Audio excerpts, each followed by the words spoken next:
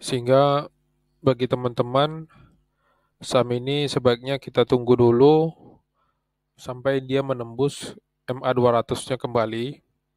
Karena kalau kita lihat apabila dia menembus MA 200, maka saham ini berpeluang untuk naik. Halo teman-teman, senang berjumpa kembali. Di video ini kita akan membahas beberapa analisa saham yang dimiliki oleh Pak Lo Keng Hong.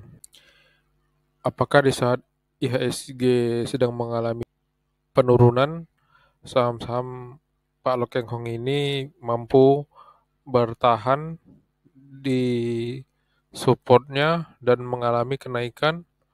Mari kita lihat analisanya. Yang pertama kita analisa adalah indeks harga saham gabungan.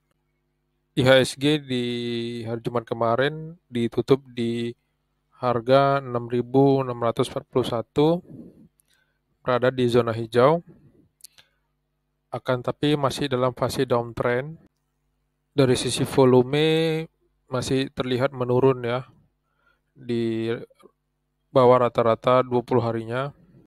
Dari sisi stochastik sudah berada di bawah dan mengarah ke atas sehingga terbentuk golden cross. Dari sisi MACD masih berada di fase penurunan, akan tetapi terlihat tanda-tanda penguatan menuju ke atas, sehingga diharapkan IHSG kembali mengalami kenaikan.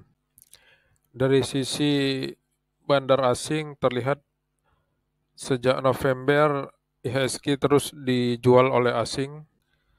Akan tetapi kalau kita lihat dari secara lebih luas lagi, penurunan penjualan asing ini masih lebih kecil dibanding akumulasi asing yang terjadi sejak bulan September tahun 2021. Sehingga dapat kita simpulkan bahwa asing masih berminat di IHSG.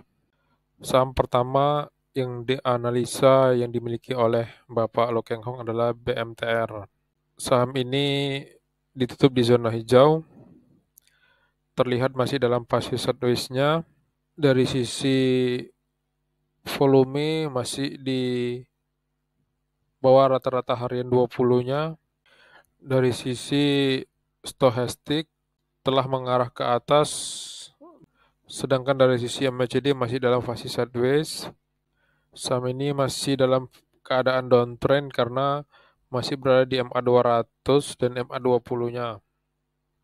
Dari sisi bandar asing maupun lokal masih terjadi distribusi yang cukup besar. Kalau kita lihat dari bulan Agustus saja, asing masih terus melakukan penjualan. Terlihat dari bandar detektor terjadi rata-rata distribusi. Sehingga bagi teman-teman, saham ini sebaiknya kita tunggu dulu sampai dia menembus MA 200-nya kembali. Karena kalau kita lihat apabila dia menembus MA 200, maka saham ini berpeluang untuk naik lebih kencang. Tetapi walaupun dia menembus MA 200, maka dia akan mengalami fase sideways terlebih dahulu. Terlihat di beberapa grafik ini dan grafik ini. Saham kedua adalah saham Cevin. Saham ini masih berada di fase sideways-nya di antara MA 200-nya. Dari sisi stokastik, grafiknya sudah mengarah ke atas, sedangkan dari sisi MACD masih berada di fase sideways, akan tetapi terlihat adanya tanda-tanda untuk mengarah ke atas kembali. Dari sisi broker summary, terlihat penjualan yang masih dilakukan oleh broker asing maupun broker lokal. Kalau kita lihat dari sejak bulan Oktober sampai sekarang, terjadi rata-rata distribusi dari bandar detektornya.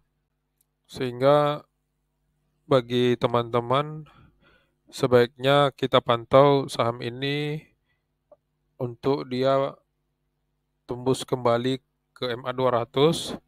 Karena kalau kita lihat dari grafiknya, apabila MA100-nya telah ditembus, maka saham ini berpeluang untuk mengalami kenaikan.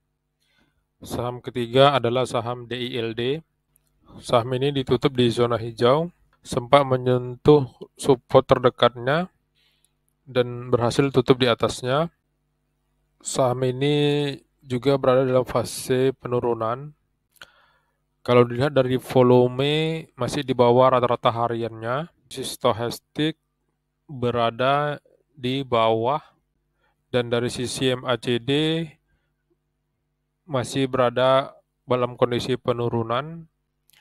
Akan tetapi ada tanda-tanda untuk mengarah kembali ke atas.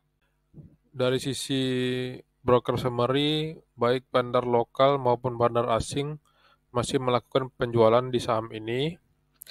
Terlihat dari bandar detektor masih terjadi distribusi di saham ini.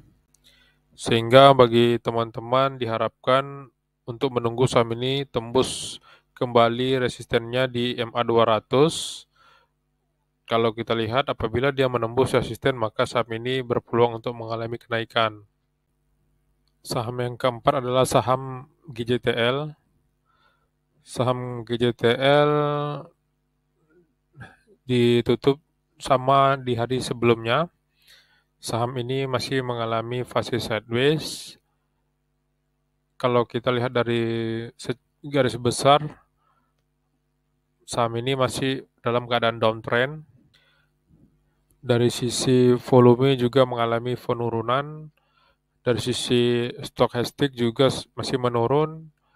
Dan dari sisi MACD terlihat adanya tanda-tanda kenaikan, akan tetapi sepertinya masih akan menurun.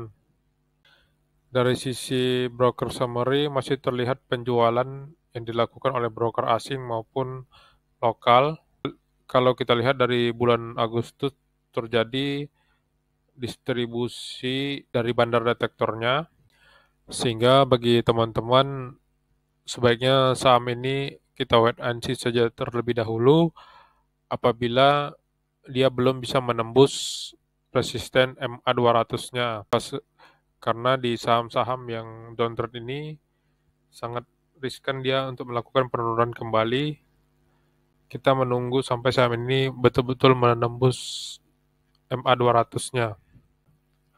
Saham yang terakhir adalah saham PTRO. Saham ini berbeda dengan saham sebelumnya karena saham ini masih dalam fase uptrend-nya. Akan tetapi harga saham ini sudah tinggi sehingga berisiko saham ini untuk mengalami penurunan. Dari sisi volume terlihat ada sedikit peningkatan. Dari sisi stochastik masih berada dalam fase penurunan. Dari sisi MACD juga masih berada dalam fase penurunan. Dari sisi broker summary terlihat bandar lokal melakukan akumulasi di saham ini, sedangkan bandar asingnya melakukan penjualan. Akan tetapi kalau kita lihat dari bandar detektor, terjadi akumulasi sehingga kekuatan bandar lokal lebih besar dibanding bandar asing. Bagi teman-teman, sebaiknya saham ini kita tunggu terlebih dahulu dia sampai turun di MA200-nya. Demikianlah analisa singkat yang dapat saya sampaikan. Semoga membawa manfaat. Ini bukan merupakan ajakan rekomendasi jual beli. Mohon dianalisa kembali. Terima kasih dan tunggu video selanjutnya.